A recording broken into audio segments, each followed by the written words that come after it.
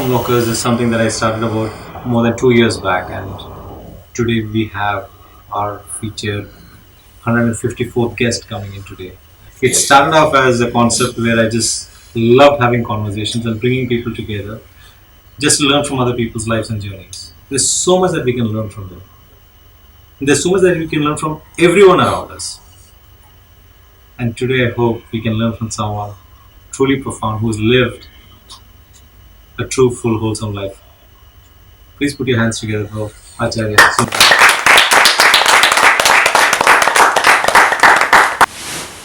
Are you comfortable, sir? I'm very Yes. comfortable. Yes. Thank you.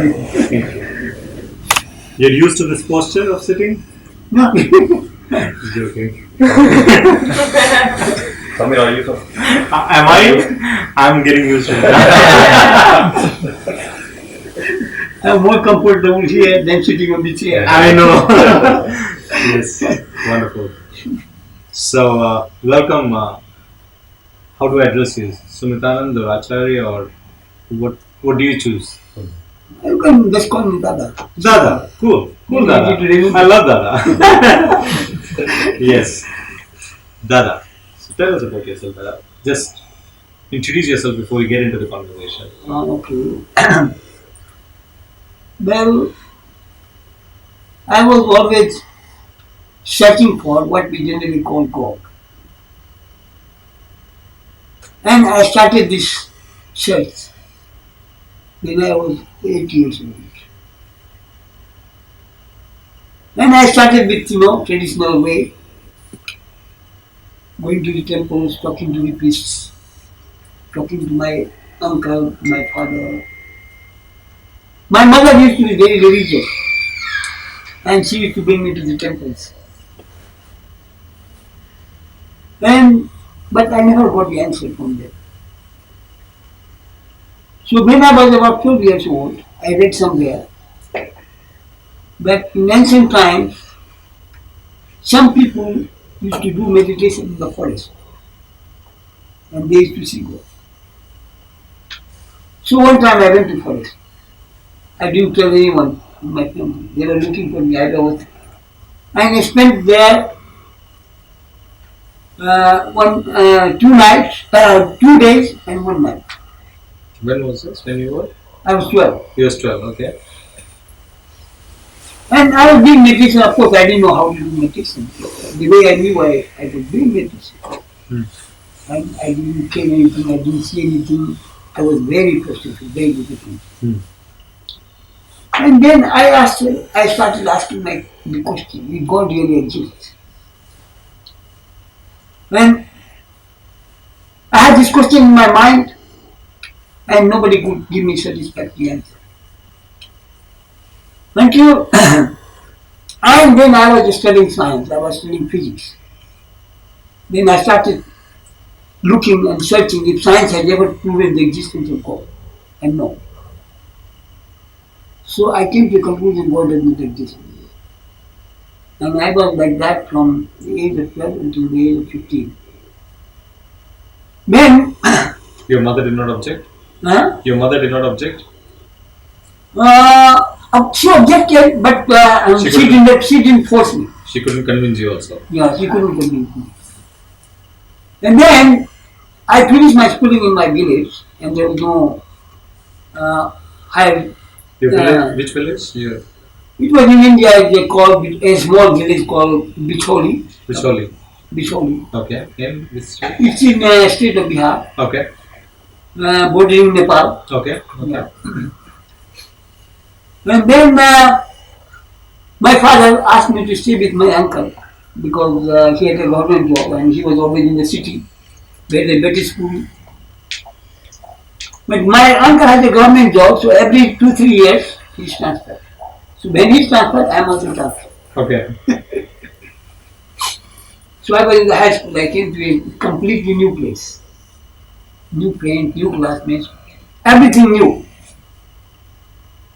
And some of my classmates, they were doing meditation. So we started discussing and talking, and I asked them, why do you do meditation? They said, if you do meditation, you will feel God. And I said, God does not exist. No, they say God exists. And they were trying to convince me God exists. I was trying to convince them God does not exist. And it went on Okay. for about a year. Until one day they told me, you come and meet the coordinator who is actually organizing this meditation session. I said, fine. So I went and talked to him. And he told me, to do meditation, you don't have to believe in God. You accept God as a hypothesis. Then you experiment and you find out. I said, this is very scientific. Then I learned meditation and I started doing meditation. And it was about a month or so. I was doing meditation twice a day, according to what I was told. I had to do meditation twice a day. So I was sitting doing meditation. Each time, how many minutes would you do it for? No, I about 30 minutes. 30 minutes. 30 minutes every morning and evening.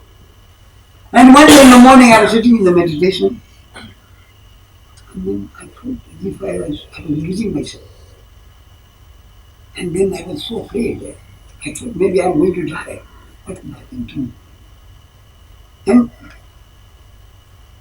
then I tried to, protect myself. I tried so that I will not get lost. I will not die. But the force was so strong, so overwhelming that I lost consciousness. I didn't know where I was. I didn't know. I didn't hear anything. I didn't see anything. And I don't know how long I was there, maybe about 2 hours or so. My brothers, they were knocking at the door because usually I don't close the door when I do meditation. But that morning, I don't know why, I decided to close the door. And then when I didn't open the door, they were afraid. What will happen? They were about to break the door. And then when I became conscious, I said, oh, where I am? Oh, I am on my own.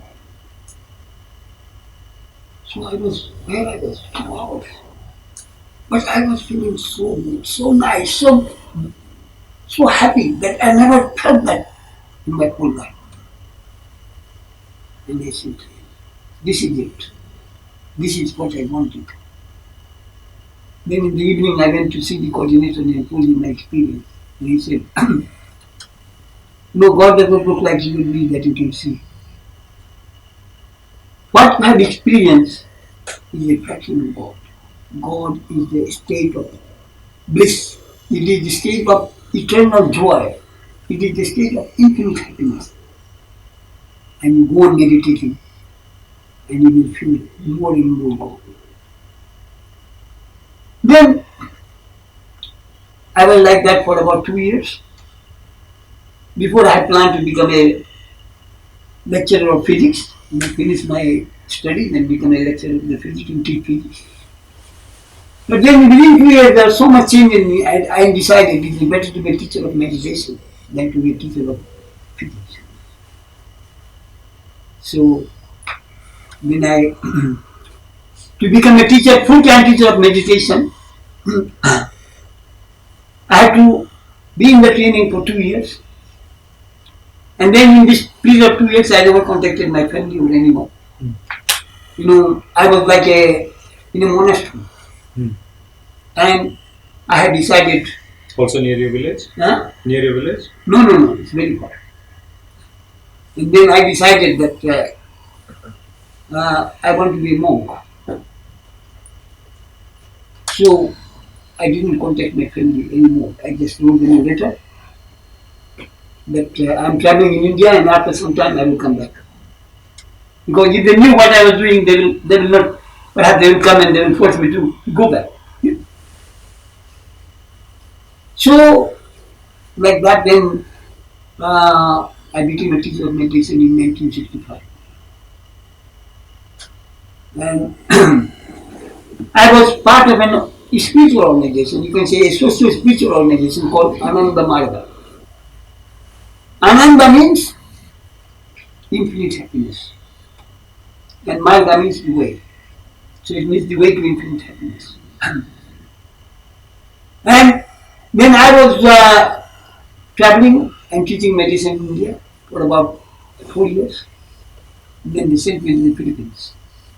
Who is the Anand Margaret? Yeah, one of my organization they sent me to the Philippines. Then I was in Philippines and all Southeast Asia, Singapore, Malaysia, Thailand, all these countries for about 3 years teaching meditation and yoga. And I was surprised at such a overwhelming response. People used to queue to learn meditation. And I gave so many lectures. This is in the 70s, no? It was 1969. 69. I remember the date I arrived in the Philippines, 8 August 1969. Wow. Then in 1972, organization decided that I should go to Australia and start Anand Marga from the scratch. I didn't know anyone. Were you married? Never married? I became a monk when I was 17. Okay. And in India, nobody gets married. Especially the men don't get married so early. Yeah. So, when I became a monk, I felt, and this is what I wanted to be. After that, the marriage, the love of a woman, and all these things just erased from my mind. Of course, sometimes it will come back because this is an instinct, human instinct. But it didn't bother me. I didn't think twice. Oh, why? I should be married person. I should have family. I should have children. All that. No, my mind was fixed. I knew what I was doing, and I was really in love with what I was doing, and it really made me fulfilled and happy all the time.